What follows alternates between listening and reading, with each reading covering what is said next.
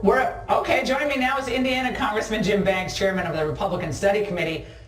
Congressman Banks, apparently, he says we're at war. Has Congress actually approved a declaration of war?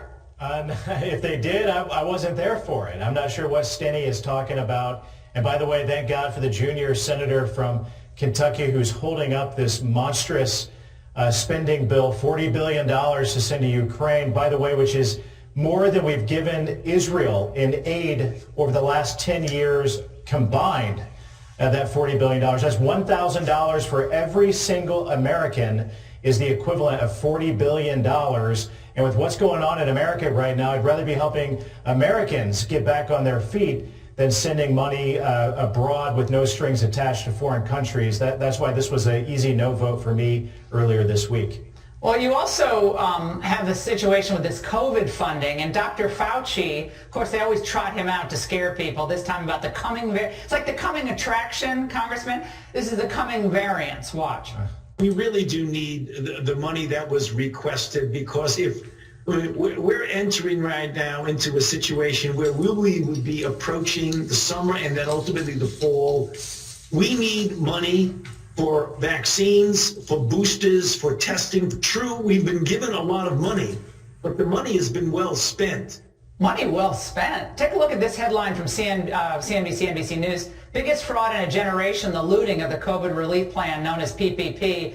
The official in charge of COVID relief tells Lester Holt that these programs were structured in ways that were an invitation to fraudsters. Congressman, we know there's actually no point to most of these testing regimes as well that people are still slaves to in the United States. And Pfizer has made how many billions of dollars with immunity from any lawsuits? They need more money for what exactly?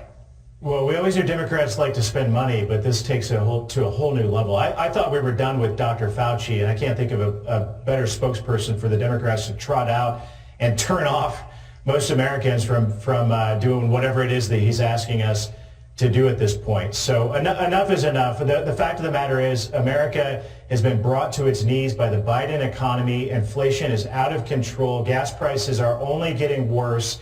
And it appears that the Democrats and far too many in the Biden White House and in Congress are focused on what's going on abroad and not focused on what's going on at home. That's where we have to turn our attention.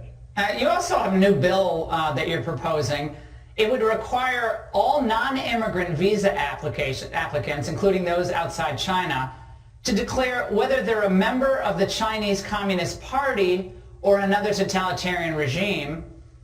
I read this, I'm thinking, why hasn't this already been done? I mean, given what's happening in the world and what's going on with China spying off the coast of Australia now, we learn, why is this controversial? Well, remember, President Trump blocked visas to going to most Chinese Communist Party officials. So that led us to where we are today. The Biden administration has a don't ask, don't tell policy with visa applicants. This is why you've got Senator Dianne Feinstein with a Chinese Communist Party spy who's her driver. You have Eric Swalwell in an intimate relationship with a Chinese Communist Party spy. If we don't ask and we don't know whether or not they're coming to the United States to do the work on behalf of our greatest adversary, our biggest enemy, and that being China, then we don't know that they're here. So we should at least ask. Insane, along with the 350,000 Chinese students who are here. Many of the funding of our research institutes coming from China as well. Congressman Banks, thank you for being on this. Thank you.